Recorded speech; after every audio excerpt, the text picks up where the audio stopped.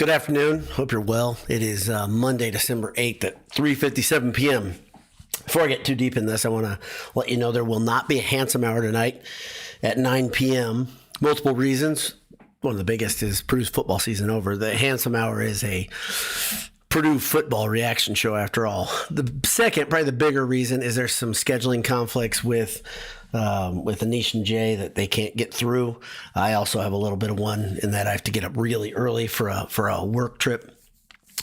So there's no handsome hour tonight, and I think we'll switch over to it being a basketball beat suit anyway. Michael and I talked about doing one, but it didn't come together. We tried to put together last minute. There are many of you asking questions about our reaction as a group to the what's happening around college football, the playoff, that sort of thing. Obviously, it's not Purdue completely, Purdue-centric, since Purdue is almost not in the league really right now, right? Not even also ran at this point. So I'm going to give some thoughts on that. Also want to talk about Purdue's ranking after the historic loss to Iowa State. Thanks to all the Iowa State fans that dropped by after that game. And I'll have some other thoughts, some other things to talk about. Before I do it, let me thank our friends at Home Field Apparel. Head over to homefieldapparel.com. Get a sweatshirt, get a t-shirt, hat, whatever. Really, really good stuff there. You already have known that from me. If you haven't bought some for yourself, grab some and feel it. Feel the softness, feel the quality, and the obviously very, very good, very cool graphics on the front of it. Also, if you're at Mackey Arena and Purdue's just won a big game, let's pretend like we're going to get back on the winning trajectory soon, which they will. What do? You take that 5 to 7 minute walk from Victory, head towards the fire station, turn left when you get there, and you'll see your friends at AJ's. The blue lights, the black lights. You go in, grab a pint, grab a seat, take a load off, enjoy the good service, enjoy the delicious food. EatAJs.com, burgers, beef, and beer. All right, so first I'm going to talk about something that's come up with me. It's bothering me a lot, actually. And that is the idea that the NFL might be surpassing college football as I speak, just in my mind as a sport. This is something that's unprecedented in my life. I've always been biased towards college sports. Obviously, spent a lot of time talking about Purdue. This was a horrible season. We've dealt with bad seasons before, but this was a disappointing season for Purdue fans, for the Purdue program, no doubt. But I've been thinking a lot about why is this so disappointing, and why is there so much despair surrounding it? I'm going to tell you. My title of the quickcast here is that the bad rules and the no rules are killing college sports, both in basketball and football, and that much of that is surrounding the coming and going to the portal, the lack of payment structure, the lack of rules around that. I saw a very quick post. I put it on Twitter about a high school coach talking about, number one, he was talking about NIL for high school kids, which is just, it's kind of gross, but that's okay. It's already been opened, and high school kids can get paid too to play sports. So, but the lack of structure around all this is the thing where it starts getting and feeling really grimy. I think that's the biggest problem.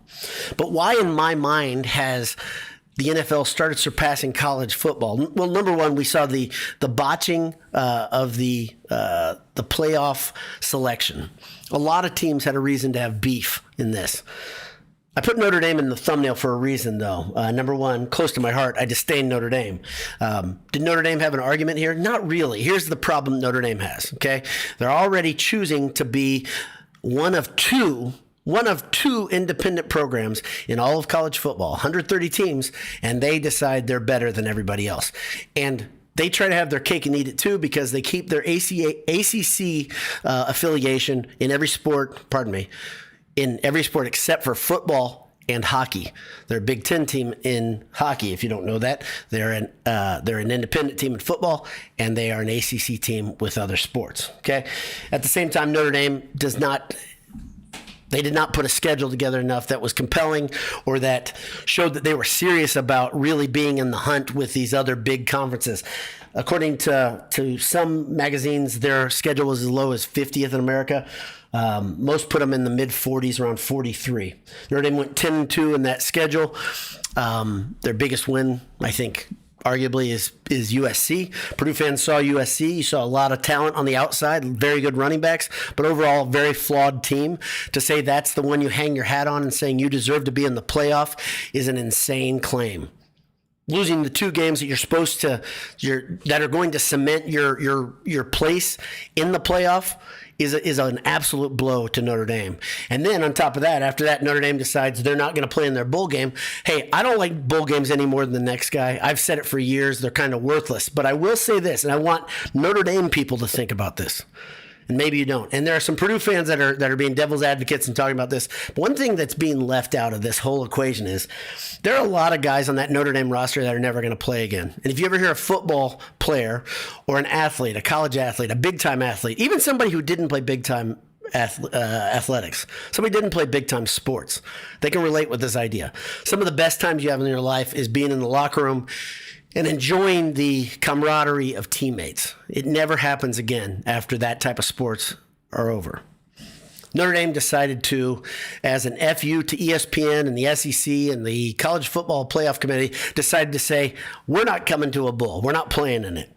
And what they did in the process of that is really rob a lot of guys that last opportunity to be with their teammates. I think that's something that's being lost. I don't think I've heard anybody talk about that. And I know many people say that doesn't matter. This is business. Okay, sure, it's business. But Notre Dame always claims to be a little different than the rest of the college football world, right? In fact, they come to be very different. Very different. They have a religious affiliation, kind of quasi at times. They also have the independence. And they also say they have the higher ground generally. And so in this case, Notre Dame decides they're going to give the finger to that committee and to the SEC by not playing the bowl games, by not giving ESPN that commercial revenue. The problem is that bowl game has already sold its commercials. So the money's in there. So who's Notre Dame really hurting? I think they're hurting their reputation too. That's the other thing. And they continue to do this. It really shows a lack of competitiveness, but that's not new for Notre Dame, as I talked to you about that schedule. Okay, so let's look at the whole thing. So obviously we have a problem with the way the college football playoff is chosen. Okay, that's an issue. To me, it's not the main issue at all. Some of these issues are going to sound like a broken record to you guys. If you've been here for a while with me, this stuff lights me on fire. It makes me really angry. But I've put my finger on the biggest problems of why I have a problem with college football right now and college basketball. And I can tell you, being in the dumps as a Purdue fan is a big one. Should college football fan bases that have bad teams just abandon their team? Is that what they're asking? No, they want you to keep going, keep buying tickets, and this is both the athletic department that you're buying them from, but also greater college football, because part of college football's strength is the atmospheres of every game. There's no doubt the passion within a football stadium and within a basketball arena is what makes college football and college basketball great. But when your team's bad, like Purdue is right now, what can they do to get out of it? Well, they can do what IU did, which is incredible. IU got a single donor to guarantee, I think, $20 million a year. That's nuts. I said it on Handsome Hour a week ago. Where is that at Purdue? I don't think it exists. So you can say, okay, free market, Purdue doesn't have it. Okay, here's the problem with that idea. This wasn't like a normal free market. This was like a market the floodgates were opened all of a sudden, and there was no gradual, after years of controls, after years of rules that may have been dumb, most of them were, tons of short-sightedness by the NCAA, the gates are open, and now all of a sudden anything goes, okay? Purdue can't match it. They simply can't. But what does the college football game do? What do the rules committees do? What do the conferences do to help teams that might be down right now? Well, let's think about what's the NFL do? They do a lot of things to create parity, right? You get scheduling issues. They could easily make the schedules more beneficial for teams that are trying to get out of that hole, right? They could make it more difficult for the teams that are already there and make the schedules a little lighter or a lot lighter in conference specifically and help those teams get out of it. But bigger than that, these are the bigger issues. And you've heard this from me before. Contracts are an important part to holding this game together. Right now, there are no contracts. There is no transparency when a guy signs on with the team using NIL, going via the portal. It just happens, right? And then you start hearing conjecture and you hear rumors of how many millions of dollars were put on the table for this specific guy. But you really don't know what happens, and there's no commitment, right? So pretend for a second a guy comes to a team and he gets it's a sweet NIL deal, and it doesn't go quite the way he wanted it to. He's gone that next year. Or pretend for a second Purdue gets a guy like Nick Gordon that nobody else is interested in at that level, and they develop him and they put him in the starting lineup, and he's really good, all conference type guy, right? Well, he's gone too. He's going to leave. And those programs that are developmental. So the developmental programs, there's no motivator for that guy to stay. Okay, so those contracts would be a linchpin on keeping that together, but there's no contracts. Finally, the biggest one that kills me is there's no anti-tampering rule that actually has teeth. It exists, boys and girls. There is a rule on the books in college football, in college basketball, that says you can't tamper. That doesn't stop people like Mark Few from trying to tamper with Braden Smith. It doesn't stop schools like Texas A&M tampering with Nick Scorton when he's on his Christmas break. It just doesn't. They need to put anti-tampering rules in place that have teeth. And until the NCAA says we're going to have some rules that are in place that create structure, the sport is not going to get better. It's sure as hell not going to get better for the lower teams, which is probably the play all along. As I've said before, I think the idea of the outside investor coming in the Big Ten is a horrible idea. I tweet about it all the time. I think it's awful. Some Purdue fans think, oh, this will help. No, it won't help. Everyone gets that money, and Purdue will decide how they're going to do it. Purdue has already decided, the athletic department has already decided to fight with an arm behind its back because they've gotten rid of the collective. But even if they had a collective, where's the money going to come from? That's the biggest question, right? It's a good question, all right? Finally, the biggest problem with college sports and the biggest problem with when you're down, you're going to stay down versus the NFL or the NBA. Tell me, what have I missed? The draft, right? The rich get richer perpetually. And I'm not a socialist by any means. I love capitalism, okay? But I also love structure. It makes a lot of sense. Good rules make a good product, okay? And in this case, college football is paying the price because of this. The lack of priority for the lower programs keeps those lower programs down in the cellar for a long time. That's a hell of a rant. Saying a lot. But the bigger thing is, I'm not the only person that's smart enough to see this. I can tell you what I am is I'm a college football fan who was worried about this years ago and now has seen not only things that I feared come to fruition, a much worse situation has come to fruition than I thought it would. I do not like what I'm seeing. I do kind of like the idea of what the NBA and the NFL are doing, which is unheard of for me because I can't stand the NFL and the NBA in comparison to college football. But I'm starting to say, well, that makes sense. That makes sense. Okay, so let's look at the next thing. That's enough of a rant. Okay. Next thing I want to talk about is Purdue dropped from number 1 to number 6 in the AP rankings in basketball. Purdue gets their ass kicked by Iowa State by 23 points at home. Nobody saw that coming. I don't even think Iowa State in the most, are they crimson and gold? I don't know what they call their colors. I don't think that person with the most Iowa State colored glasses would have thought that was going to happen. Sure, some people have come on here and commented that Purdue has never seen anything like Iowa State's incredible defense. Well, that's wrong. It's flat out wrong. And an Iowa State fan that claims that doesn't understand who Purdue plays or who they have played in the last calendar year. Let's go back to the Sweet 16. Purdue played Houston. Houston was better than Iowa State. Houston's brand of defense is better than Iowa State's. Purdue went toe-to-toe with Houston in the Sweet 16. Purdue played Texas Tech, also a Big 12 school, which the comments said, hey, Big 12 basketball, Big 10's not ready for it, which is an asinine idea. Iowa State's really, really good. I haven't taken anything away from them, but these fans do not understand what they're saying, okay? They don't. But Purdue loses that game. They should have lost that game. They got their ass kicked. They deserved it. All right. Purdue only fell down to 6. We had a commenter said they thought they were going to land at 5 or 6. He was right. I was wrong. I thought Purdue was going to go down to 8 or 9. I think Purdue deserved to go down to 8 or 9. That's the next part. The voters were very, very fair, if not generous, with Purdue. Purdue got a good deal going down to 6. Now, what do you do with this? Okay, first off, the losing by 20 at home, by 20 plus at home, has never happened for a future national champ, ever.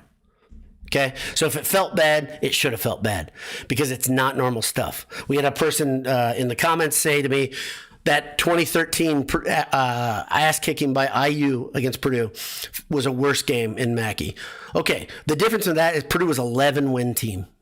Purdue was an 11-win team, and IU was really good then. I think IU was a top 5 team, if not number 1 or 2.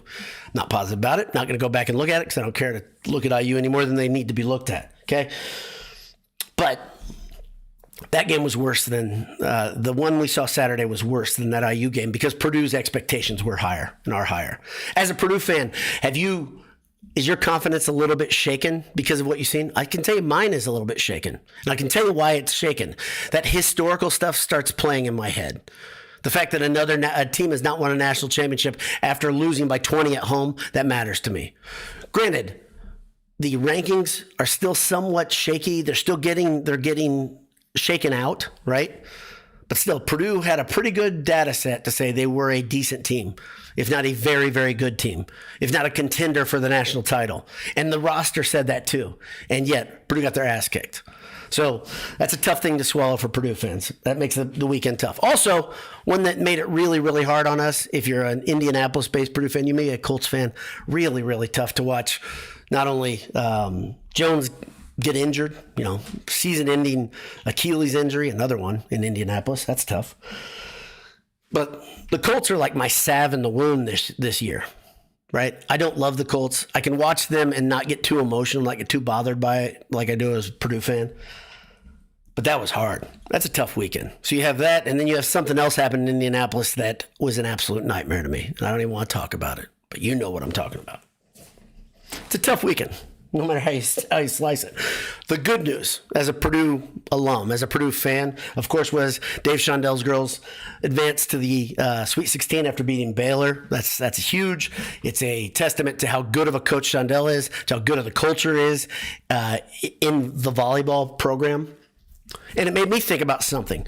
Purdue's been very fortunate during the off seasons during basketball. Painter's created a culture where guys come back. They keep coming back. And Purdue doesn't lose a lot in the off seasons. Most programs do. Now, Shondel's program might be a sign that, yeah, you can lose a lot and you can still succeed if you use the portal well and if you get the right type of personalities in. It's not just about getting talent. It's really not. It's about getting personalities that fit and understand what it takes to be good at that program, right? The buy-in really matters. So congratulations to Coach Shondel and company. Let's see. I think there's one other thing. Oh, there's news out of the football program today that Purdue lost their running backs coach. It's a big deal. Lamar Connard, he's a Purdue alum, former defensive back, graduated after me. I think he's a Tiller alum, Tiller era alum. And it hurts. That one hurts me because I think the running backs were a consistently good part. I know some of you could argue this. In a awful football season, the running backs were solid. Even after Maccabee went down, they didn't ruin games. They weren't booting the ball. They hit the holes. They did what they're asked to do. The line wasn't great. Didn't do him a lot of favors. But he leaves. Was he fired? No, I don't think he was fired, but he left. And we don't know the reasons behind that. And we still have no word on if there's going to be major changes in the offense. And it feels like we already know our answer in the fact that Henson's name has not been mentioned anywhere. Seems like Odom's going to stay the course there and keep Coach Henson in place and keep most of the offensive coaches in place. And that stinks, man. We watched that offense. Not just the fact the play calling was really vanilla and predictable. Also, Malachi Singleton hit the portal. A lot of Purdue fans have a problem with that. I don't know if I have a huge problem with that. Nothing against Malachi. I'm sure I'll find a good fit next time. But there's a lot of reasons to have concern about your Purdue football program as we head into the offseason.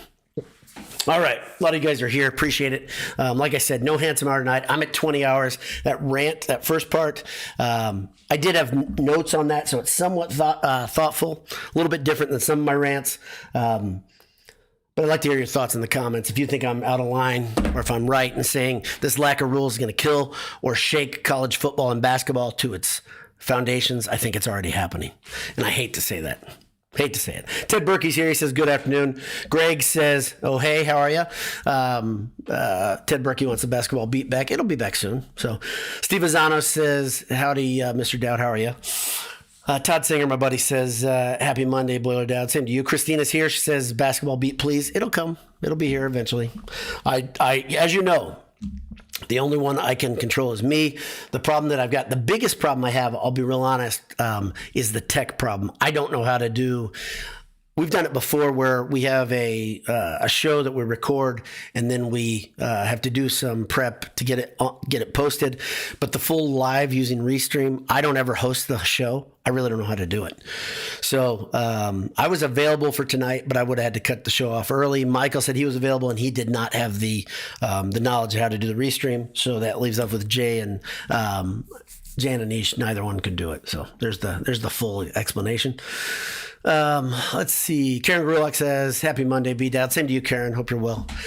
Hammer Up, Boiler Up, Hammer Down says, finally live, the joys of working from home. I agree. I've been working at home since December of 99. So I was doing it before it was cool. So, but there are some advantages. You guys have seen this over the years. There have been times when I've been able to post because of that. So yeah, there are definitely some advantages of that.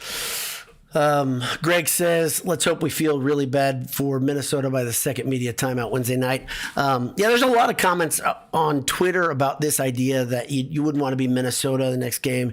Minnesota's not a great team. Minnesota's rebuilding, tough position. They showed that they can rise to the occasion by beating Indiana. Indiana was not shooting well that game, but there's a much bigger picture here that I am more focused on. And I'm really bothered by. I know it's one loss, but the nature of the loss has me a little shook. So the question is, what do Purdue seniors do with this?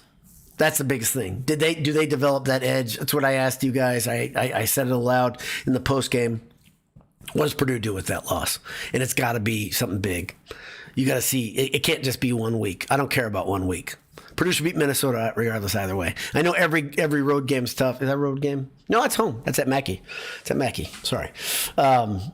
Even worse. But we just saw the magic of Mackey is really dependent on it if the players are dialed in. So got to be able to shoot too. It's a big deal. Brad Eban says, if Notre Dame really wanted to, could they schedule their own bowl game and air it on NBC? If they really wanted to stick it to ESPN, that would have been a move. I think they could do it. The question is, do contracts and affiliations allow it? I bet it doesn't. I think they could, but then again, contracts, affiliations, rules, schmools. So good point though. Indy Wine and Cheese says Purdue makes a bowl in 26. Book it. That's a hell of a statement. That's big, and I appreciate you being here. I think you've been coming here. I think you've been coming here for a while, right? So I hope you're right. And I don't feel as confident as you do. I don't think the schedule is that significantly weaker. So Greg says there's a high school lacrosse. Greg McManus. There's 2 Gregs here, aren't there? Or is there just one? Oh, there's just one. Sorry, Greg. Greg McManus. Sorry, I thought there was multiple Gregs on here. But Greg McManus, I hate these usernames. I'm sorry, Greg. Says there's a high school lacrosse program local to me that recruits guys based on their potential to earn NIL in high school. It's really gross. Yeah, and so Greg he's a coach. So he understands the stuff on the high school level better than I do. But yeah, it's real grimy, no doubt. It's really grimy. Sorry about Greg. Sorry, I am still not used to these usernames. Sorry about not giving you more of a mention earlier. Brad says, as a Purdue fan, I hate the roster turnover, but as a college football fan, the expanded playoff makes for a lot more drama and great TV product. I think I'm really in the minority here. I must be really in the minority because Jay and I talked about this earlier today via text. I'm real turned off by everything right now in college football, like to the point I don't want to watch it. And this is new for me. I don't know if any of you feel like I do, but you can tell me in the comments if you do. Maybe I'm all on an island. I know I have many friends that agree completely with you, but yeah, I'm bothered. I'm really bothered. So that's just a personal thing. So Todd Singer says Notre Dame gets the higher ground on a scissor lift. They're very good reference to Brian Kelly. Let's see. Let me get it up here. Indy Wine, she says culture does matter. Love turned down a better NIL offer from other schools to be at Notre Dame. Half of IU's recent success is due to culture shift. You're right. Notre Dame's running backs were two of the best in America. To me, like I said, that USC and Notre Dame backfield, those were the best 4 running backs I think Purdue played, or best 2 and 2, the best tandems. So Love is very, very good. Love is a Heisman candidate. I think he's still. Will he get invited to New York? Maybe you know. I don't know the answer to that. But the cultural fit really, really matters. Really matters. So M3 Adjuster, who I met in person a couple weeks ago, says definitely need to have multi-year annual renewable contracts, school or player option, just like the big boys in the NFL, NBA, because college pay is now at the same range. Yeah, it's wild. It's wild how much things have changed. So, let's see. I don't know what John's point is. Greg says it was the effort level and the shots not falling. The effort was summed up by the offensive rebound by ISU on the bounce off the floor, surrounded by 3 white jerseys. I think he's talking about the closing minutes, or the second half at least, versus Iowa State. I saw a couple plays like that really bothered me. The effort is tough. So, Indy Wine and Cheese says pro sports is a snooze. Bad news. Bad news, Indy Wine and Cheese. Notre Dame is a pro program, and it's official now. It's not just under the table like it was back in the 90s, back in the bad old days of when players were getting paid, by Lou Holtz in the dark rooms through nefarious ways. Now it's above table. It feels so much better. Let's see. David Bunner says it's most painful weekend in a very long time, sports-wise. We got to keep our wits here, boys and girls. I need to do it too. It's just one part of life. The problem for me is that this is my favorite thing outside of real life. The problems, the things you try to. Okay, I need a deep breath away from the job stuff and all that. You want a deep breath from that where you're not thinking about it. And then you have a weekend like this where you're like, okay, that wasn't a very fun break. So, Greg McManus says, he talks about Dusty May also tampering with Smith. Yeah. And there's actually documented cases from pretty good sources that talk about this. So, it's a shame. It's a shame. It's a shame. Boiler Up, Hammer Down says, I stand by my original statement. If Purdue plays up or down to their competition, Iowa State. Let me tell you why I think that's not accurate. You were proven wrong and then you say Iowa State is a problem. Purdue seniors need to tighten up. Did Purdue play up to Iowa State? No, they just were down. So they played up for Texas Tech. I think they were ready for the Alabama game. They were not playing up. Iowa State's really good. So I don't know how much credit I have to give a program before I've done enough penance, by the way. I feel like I've done enough. Wayne KJ says, you're spot on about football rules. My interest in college football is the lowest it's ever been, especially after watching teams that were hired by a single mega donor, IU and Texas Tech. Yeah, those two programs specifically, Texas Tech has the oil man who did it. IU has the tech guy who did it. And I've had that rubbed in my face on Twitter, like Purdue will never be at that level as long as there's NIL. And I just say, okay, all right. Purdue can't buy a lineup. The wild thing about that idea and taunting somebody with that idea, regardless of what program you cheer for, is that the affiliation with the collegiate part of it is the reason I love it. Like the reason that I am so dyed-in-the-wool a Purdue fan, the reason I don't have another team I can root for is because I graduated from Purdue, because my dad graduated from Purdue. And so Purdue can't buy a championship. I don't know if I'm that pissed off about it. I mean, I'd love to be entertained on Saturday, but that's not what this is about. Like, I always saw college sports as, okay, it's an extension of the university. okay? Which that's going to quickly be gone. The idea that these guys are students is going to quickly be gone. They're going to be able to choose to take classes for free, I bet. But they're not going to have to in the next couple of years. We've already seen other things crumble that we thought we'd never see crumble. So it'll be like the college football team that plays at Ross-Ade happens to wear Purdue colors, right? It's not going to be the same soon. It's not going to be even. They're going to get rid of the charade soon. And at that point, you say, what's it worth? Why do you care? I don't know if Indy Wine and Cheese is a Notre Dame alum. Okay, Notre Dame fans though, that have no affiliation with Notre Dame other than they're Catholic or from the state of Indiana, easy peasy, no problem. Ohio State fans that are from the state of Ohio and they just think that's my pro team because the Bengals suck, easy peasy. They can do that. I don't think Purdue fans are going to be able to make this transition quite as easily.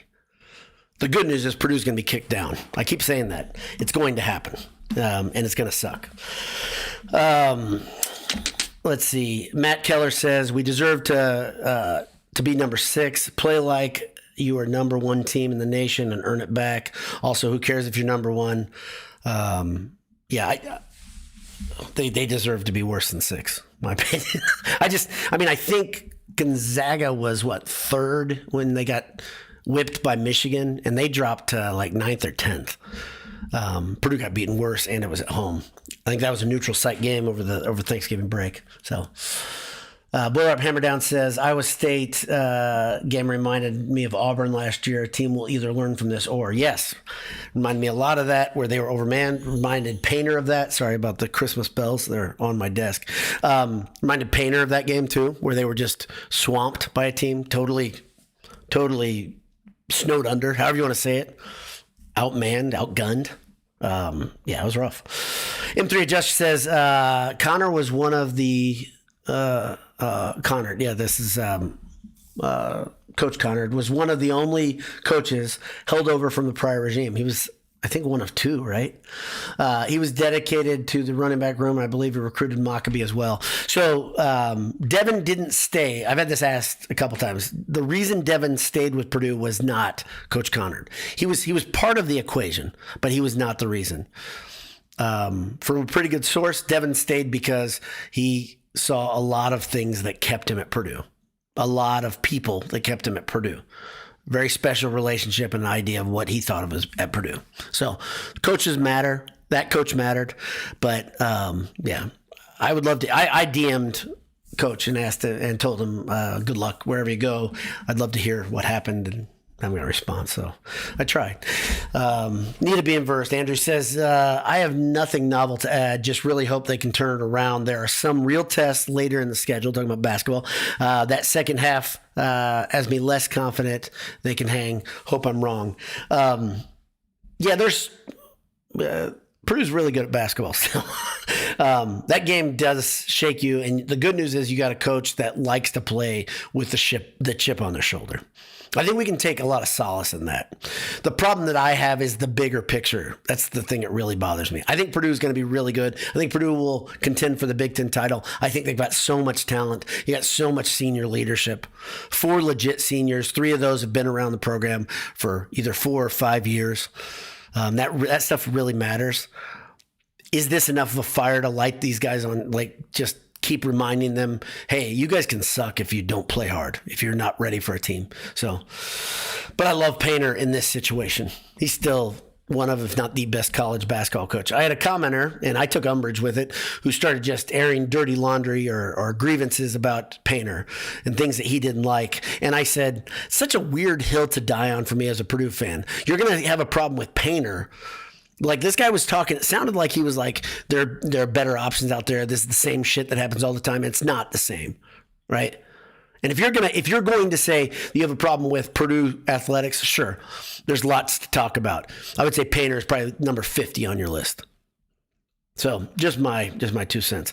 Chris Harder, how are you, sir? Says, got the Blue Yeti mic. Great suggestion. Yeah, it's really, really good. And Chris is starting a hockey and I don't know if it's just his club or if it's hockey in general, but Chris is a hockey guy and he's starting a podcast of his own. So we talked a little bit. Marshall Briggs says, hey, Dowd, good to see you. Hoping the loss Saturday lights fire under the team's ass. If they're going to go all the way, they need to have a killer instinct. Still think number one is bad juju for Purdue. It's happened an awful lot that Purdue's been number one the last few years. And they won a lot of games as number one. But I understand why Purdue fans would see a problem with that because you're going to think about the bad stuff right away. You're going to think about Rutgers. You're going to think about Northwestern, right? And add this to the list, but it really doesn't matter. None of this matters. What really matters is how locked in, how dialed in the players are and the coaches and what they're thinking on that game day. Iowa State won it all at Purdue, right? They didn't back down at all. Purdue pays for it. So, Greg McManus says, yes, I am the Greg. Fairweather Greg McManus, exactly. So I apologize, man. Seriously, I'm sorry. This thing just jumped. Adam P says, good afternoon. Got on as my day in the clinic ended. We'll have to re-listen from the beginning. Well, I went on a hell of a rant, Adam, so I hope you enjoy it. Tell me in the comments what you think. It was a lot, and maybe too much for some of you, but I'm lifting something off my chest. I've always talked about the cathartic nature of having this podcast, meeting with you guys after games, that sort of thing. This is weighing on me pretty heavy. And it's silly, but it's a hobby that takes a lot of time doing this. And it has me absolutely shaken and thinking more and more about it. Just unhappy with the state of things in college sports. I'm not alone. I know that. Zane MacArthur says, Iowa State fan here. Mad respect to all the Purdue fans and wish you guys the best of luck for the rest of the season. Kind of surprised that ISU isn't top three after our win. Same here, Zane. And I can tell you one thing that's really weird is Purdue does get a lot of respect in the polls. So that weirdness of saying, okay, they're really respected. We just beat the hell out of them. We should be really respected. Now, I agree. And I would be surprised if Iowa State isn't flirting with number one this season at some point. I just think they're that good. But yeah, they didn't go up high enough in my opinion. I'm revising a little bit of my thought on who the greatest of all teams this week in college basketball are. But Iowa State, Michigan, Arizona. There's one I'm missing. But there's one. Who am I missing? Yeah, I don't put Houston up there. Son of a gun. Iowa State, Michigan, Arizona. Maybe that's it. I think there's one more that I'm missing, but can't think of it right now. And that's the problem with live streaming. But I agree, Zane, that Iowa State deserved better. So, Indy Boiler says, can you elaborate on your fears of getting kicked down? Presumably, you think we will get the boot from the Big Ten or be left out when the big brands jump ship. Example, Super League. Yeah, so Anish has talked about the idea and I know that comes from other places of Super League. My fear is pretty simple. It's the outside investment coming in. They say it's going to be what they say. It's not that much money every year in the grand scheme of things from the investment to the Big Ten. The Big Ten has pretty much said we're going to do it eventually. They're trying to get all their ducks in a row so they don't have to do it behind the backs of a couple members so they don't threaten to leave. But when that outside investment comes to the Big Ten, what it's going to have is it's going to have a vote for how the conference is run. And they're going to say, this is a for-profit thing.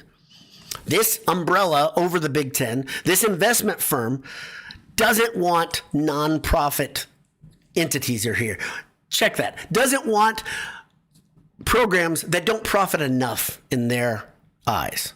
And this is the whole problem with all of this madness, is that they're still affiliated with your alma mater or your dad's alma mater, whoever it is. In Purdue's case, that's a public school. It's a school. Right? But now all of a sudden it's got to be a race to how much money are you making at this point when this happens? How much money are you making for these investors? It's crazy. It's wild. But when that happens, when they start getting a vote, when they start getting a say, they will say, we want these high-octane teams in this conference.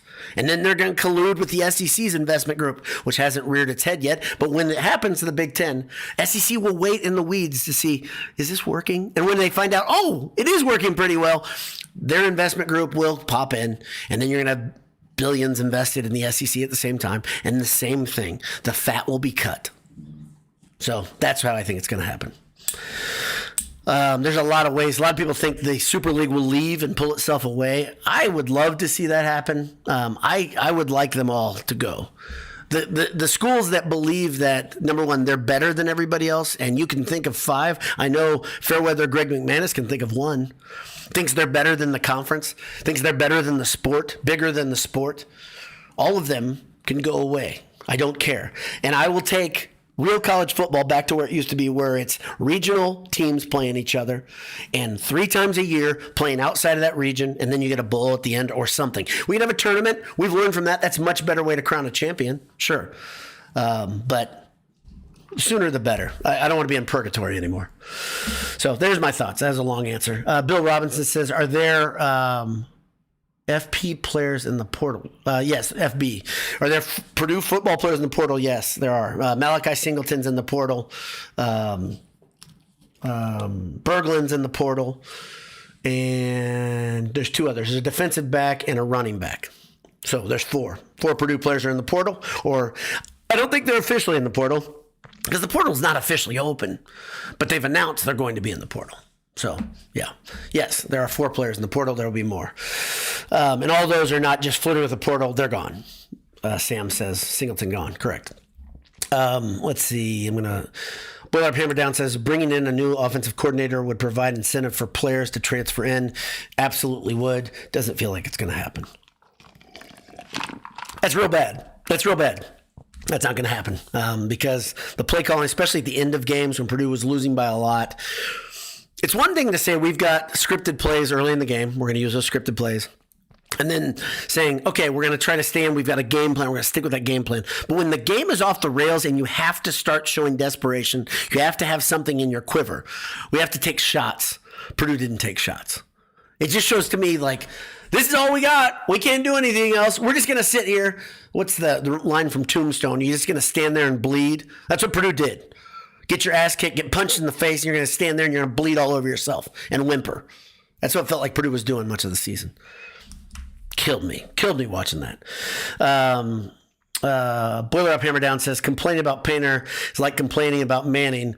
Only took the Colts to 2 Super Bowls. Yeah, it's real silly, isn't it? Sam says, prediction, Henson is the new offensive line coach. Odom gets a new OC as part of the staff changes. I hope you're right, Sam.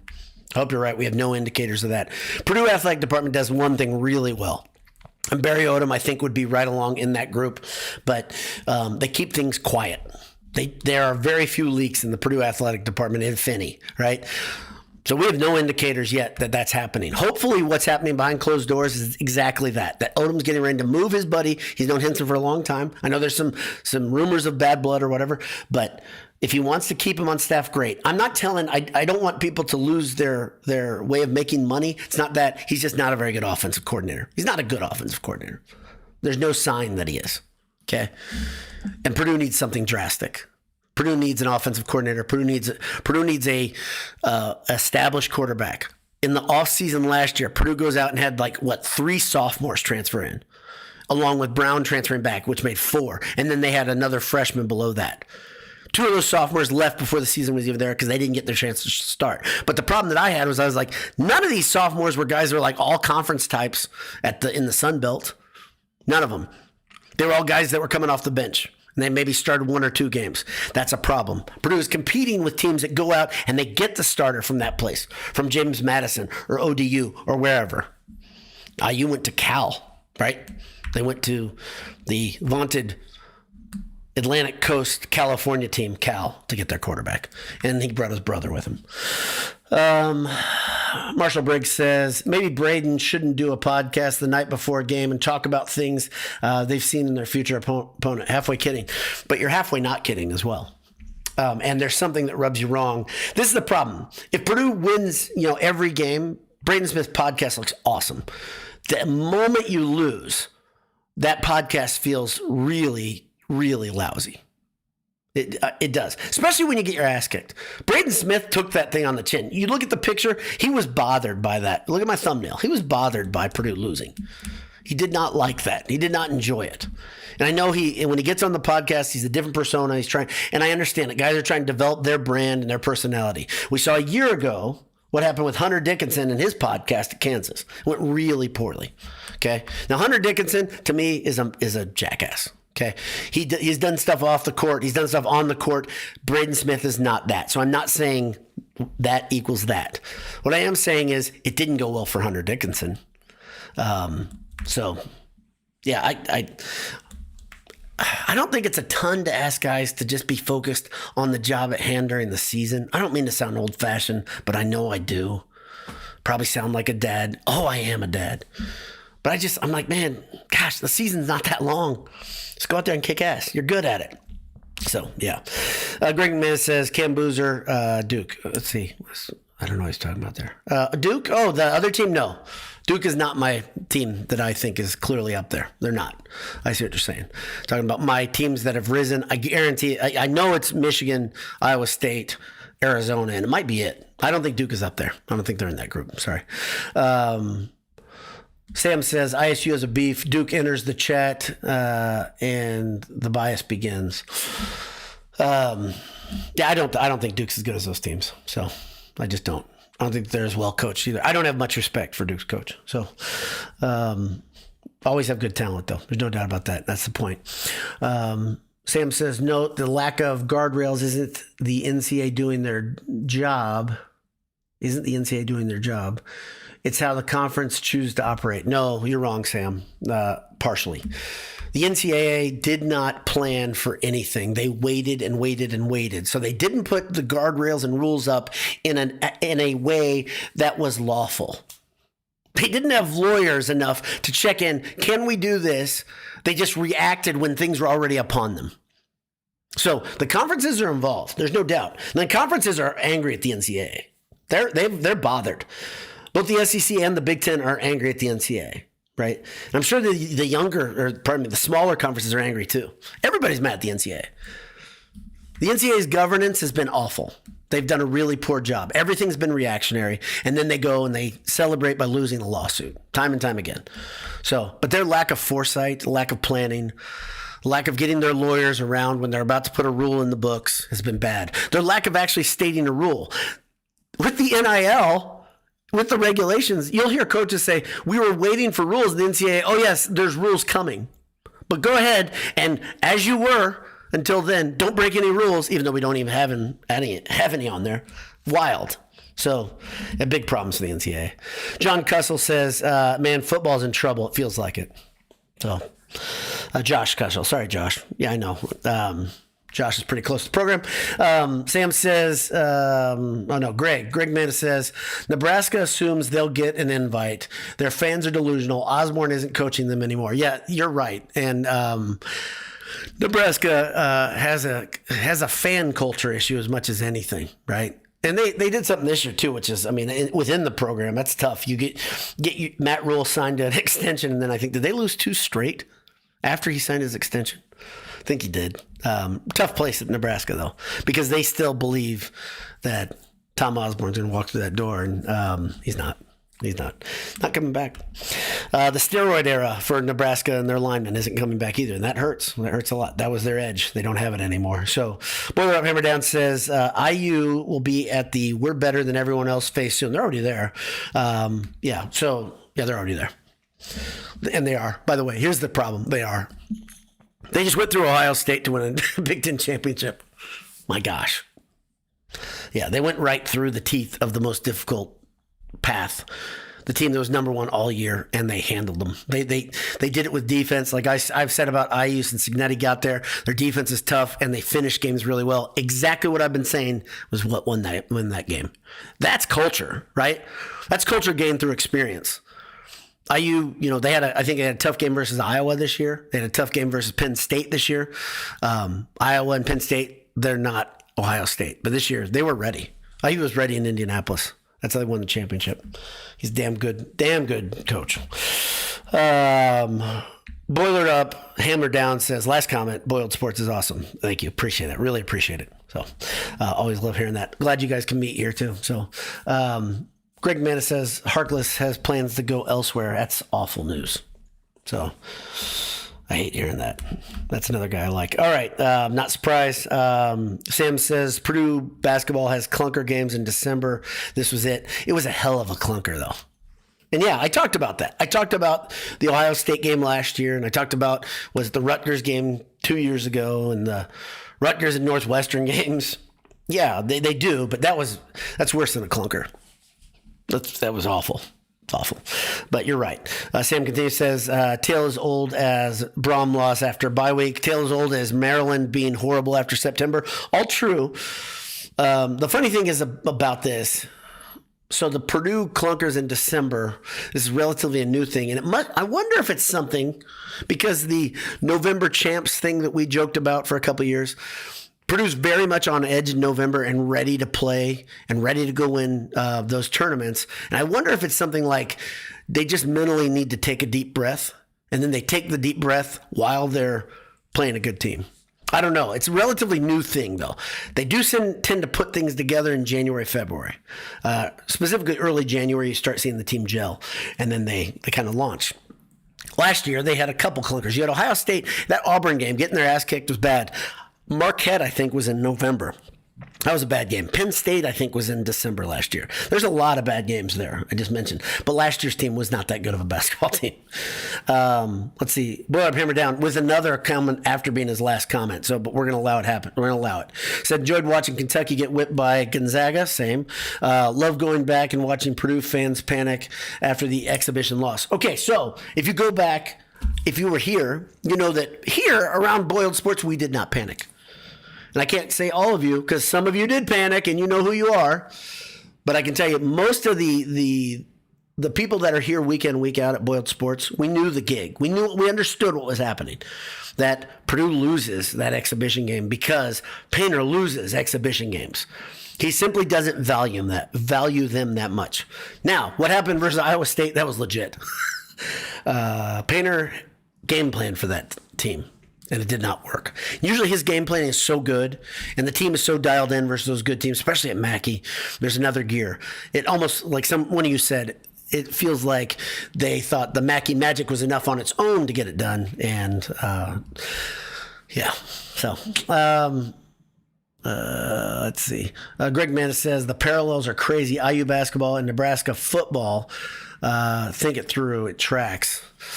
It does track, and the amount of time tracks too. It does. The difference is Nebraska's basketball team hasn't elevated to national. Thank God for you. You don't have to deal with that. A very, very good nationally in contention basketball program as their football team, because Greg's out of Lincoln. So he's not originally from there, but that's where he lives now. But he has to deal with that. And if you're in Indiana, central Indiana, I have a lot of my, including Boiled Sports people, telling me that it's okay to root for IU versus Ohio State, or it's okay to want Notre Dame to get the playoff. No. I don't want any of that. As a guy in central Indiana, I don't want any of that. And I have friends that are reversible jackets. I mean, they're fine people outside of the sports. I just avoid sports conversations with them. I have friends that went to IU. I have a friend that I was his small group leader at church who's at IU. He's a freshman. His sisters used to come on here all the time. But, yeah, I don't want IU and Notre Dame winning. I really don't. It doesn't make my life any better for them to do that. I congratulate them when it happens, but that's it. That's about as much as I can muster, as much as I can hold my breath and do, or hold my nose and do it. Travis Brennan says, sorry if this was already mentioned, but Indy Star reports that the running back coach is gone. I talked about it a little bit. That's okay. It's okay. Tornado doesn't stop spinning. I'm guessing this ISU fan says, let me be the first ISU fan to apologize for some of our behavior.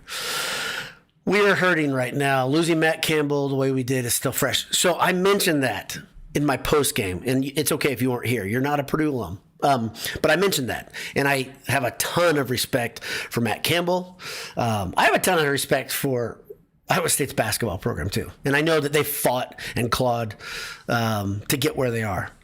But Campbell is a massive loss. And no, I'm not going to give those people get out of jail free cards. I will say the funny thing about some of the trolling by Iowa State fans, it's not as brutal as we dealt with. I appreciate you saying this, you personally. But the trolling wasn't really all that mean. Some of it was dumb, meaning they either didn't listen to what I said on my podcast. I ate plenty of crow thinking that Purdue was a little better than they were. But yeah, I appreciate the apology, but the trolling hasn't been that great. It's just kind of silliness. So thanks for sounding off, though. I really appreciate it. It's big. Sam says, hot starts lead to a loss of edge. Exactly. Yeah. So yeah, when you start the season quickly, it's hard to keep your edge. And Purdue basketball seems to do it every year, and they start well. That's a good point. Greg Manis says, speaking of Purdue exhibition curse, does Creighton know their curse is supposed to be done? They haven't gotten the memo, and no, that's a bad loss. Did they lose? They lost to Nebraska, right? Last game, I think they did. Let's see. I'm going to go further down. The Iowa State fan, very long username, Tornadoes Don't Stop Spinning, says Purdue is an elite program. We'll be just fine the rest of the way. We caught Purdue on a cold day, took advantage. Good luck the rest of the way. Same to you. The way Purdue lost that game is really bad. So it's not so much losing. I think there's no shame in losing to a very good team. I think getting pounded into submission, getting beaten that badly at home is bad. It's really bad. It's noteworthy. Sam says we're living the Dr. Pepper commercial. We are. And the Dr. Pepper, is it art imitating life or life imitating art? The people who write those commercials are brilliant. There's so many things in that exist, but I think they're digging deeper than we're thinking about. It does feel like we're living it, though. It's a good point. Greg says, Dowd, their basketball fans are still mouthy. He's talking about Nebraska. They are small in number and still more annoying. Wow. That's but why? What reason? Because they've had a couple tournament appearances? I don't know. I mean, yeah, they're not good. So that's funny. And I'm sure you see the why it's funny, but you don't want to deal with it. Sam says, careful with all the elite talk. Our sisters to the south, we start talking about dusty banners and whatnot. Purdue is an elite basketball program. And I'll say it to anybody, they're missing one thing to be considered among the best of the best. But Purdue is an elite by every measure except for that. IU bringing out banners, it happened. I actually can remember it, but most of the people talking shit on the other side on the internet do not remember 1987. I'm old enough to remember. I'm 50. So just like Greg. And it's tough to swallow hearing like a 28-year-old talk about 1987 as if that's something that's formative to them. They were born into it. They have no idea. But their uncle and grandpa, they thought it was cool. Boy Up Hammerdown says, was here after the Kentucky game. Just listening to all the noise from people paying attention is awesome. People here understand Painter and his strategy. Can't promise this is the last comment. You already promised, and you went back on it. But I'm trying to fill the idea of a handsome hour. I'm at 57 minutes. So I'm almost to my hour. So I'm going to be a man of my word there and try to get off. Let me go down here. The Iowa State fan, Tornadoes Don't Stop Spinning, said, I can pretty much guarantee Matt Campbell will be successful at PSU. I agree. Truly believe it's a great fit for him. I think it's a perfect fit. I think Penn State backed into the perfect coach. They just did. And it's a shame because Penn State doesn't deserve him. I don't like Penn State. Jeff Coburn says, Toledo to ISU was a big step up for Campbell, but he did well, no doubt. Stepping up to PSU will be tough, but I think he'll be able to handle it. He'll do great. He'll do great. I don't think there's gonna be any problem. His philosophies travel. He's a defensive-minded guy. I know I think he's a former offensive coach, right, before he's head coach. But his defenses have been so good. It sucks. You guys are going to have to deal with the decimation of that. Purdue dealt with it with Braum in a horrible way where everything was taken with him. Chairs, tables, that's exaggeration. But it's lousy. It's a lousy feeling. And it's lousy when I think he's Iowa State's winningest coach. He's a legend there, and that's even worse. That'd be like if Tiller would have gone on someplace else. He never really flirted, but I empathize. I hate it. I hate it for you guys. But it sounds like that Iowa State just couldn't get into that spending war. So pretty heartfelt words from your athletic director, I heard. Greg Manda says, it's the only arena where I've had someone challenge me to a fight post-game. I had that at Ross-Ade with an Ohio State fan. Granted, there was an overtime game where Smith and Lawyer were freshmen. That's awful. People are dumb. That's all I can say. Just the overarching thing. People are dumb. And I know you've dealt with that enough, Greg, to know it's true. T1 Steve says, I was so torn before watching the IU Ohio State football game as a Boiler. Yeah, I didn't have any thoughts. I didn't watch it. That's what I'm.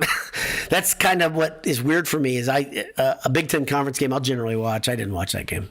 I watched one quarter, half of a quarter actually. I watched Christmas movies with my wife and daughter. It was better. Sam said the quiet hire in Big Ten football. UCLA hiring JMU's coach. It's a brilliant hire. UCLA scored. Number one, they got the most handsome coach in college football. Always good. But on top of that, he's really good. He's really good. He took over from Cignetti. They really didn't miss a beat. He's really, really good. First year, I think they have 7 or 8 wins.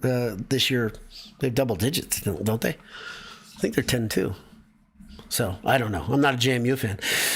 Marshall says, okay, guys, hear me out. Mock is the new running back coach. Okay, so I don't think you're that far off. I don't know if you know this, and I tweeted this. DJ Knox is the running back coach at UT Chattanooga or College of Charleston, one of those. A lot of C's. But DJ Knox, I would welcome him back. I also want to see Taylor Stubblefield coaching for Purdue. He's at Air Force right now as a wide receiver coach. Yes, I want Purdue guys in the stable. So we're on the same page. Brent Brenneman says, I am unfortunately surrounded by Notre Dame fans who are all very upset after Indy did make the tournament. They are all magically IU fans now, though. I was told that didn't exist.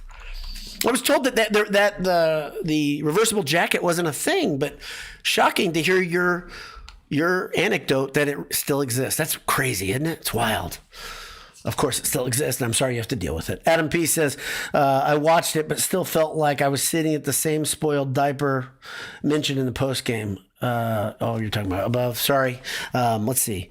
AirTech 26 says, listening on delay, but for the part about tampering, what makes it even worse is that Braden said those entities reached out to his family, not even him or his agent. I think it pissed his dad off pretty bad. Specifically. And his dad went, I think, on a couple forums and aired that he was mad that these other programs talked to him. Yeah, that's garbage. And I don't know what Braden Smith's representative is. I don't know what his representation is as an agent, but there's major problems with tampering that aren't being addressed. The agents are absolutely running things right now in college sports. I've told you this is my problem, and this is where it gets grimy for me, and I start saying, I hate this. I hate all this. So, yeah. Metal Scholar says, hey, Boiler Dowd, just listening in. I made consecutive live shows. Cheers to you. Congrats. It's awesome. Marshall says, just got an ESPN notification about the pissy match between Indy's AD and the ACC commissioner. It's hilarious. Okay. Thank you for bringing this up, Marshall, because I wanted to talk about this. That was in my notes over here. I think this is planned. I think Notre Dame was looking for an excuse here. Okay, and here's why. I think the idea of the quote from Notre Dame's AD was the ACC has badly damaged their relationship with Notre Dame or something like that, and they acted like the ACC's done something horrible because Miami got in. Is that right? I think that's right. I think that's it. I don't really. Yeah. But I think they're doing this on purpose, this pissing match, so they can set it up so they can join the Big Ten. There's my hot take. Because for years, the previous AD, I can't remember his name at Notre Dame, he was a jerk to the Big Ten. Over and over. He would flirt with them and then smack them in the face. Like the worst case of the pretty girl in high school. But I think this is my theory. They were looking for an excuse, a way to cozy up to the Big Ten, and here it is. The door's open now. There you go. There's my hot take. Greg says the college football committee already announced starting 26 that if Indy is 12 or higher, yep, that's true, the final poll, they will be in. Yep, you got to kiss their ass. It's ridiculous. I don't understand it. I do not get it. People can say all they want about it's better. College football is better when inner name here is good at football. Well, I think Nebraska fans think that. I think Notre Dame fans think that about Notre Dame. I think Penn State fans surely think that the college football world is clamoring for Penn State to be good this year. No, we're not. No, we're not. College football fans don't care that Penn State's bad. In fact, we've enjoyed Penn State being bad, if you're me. I can speak from my perspective. So, yeah. That's it. Look, hour and 4. That's pretty close to a handsome hour. I appreciate everyone sounding off. We've had Notre Dame fans here. We had Iowa State fans here. It's awesome. And we had a lot of Purdue fans here. Dealing with the pain we've got right now. So hopefully that gets cleared up on Wednesday when Purdue plays Minnesota, but it won't. It's going to be a little salve in that wound. That wound's there for a little while. Purdue fans, bad news. God bless you, Hammer Down. We'll talk to you soon. See ya.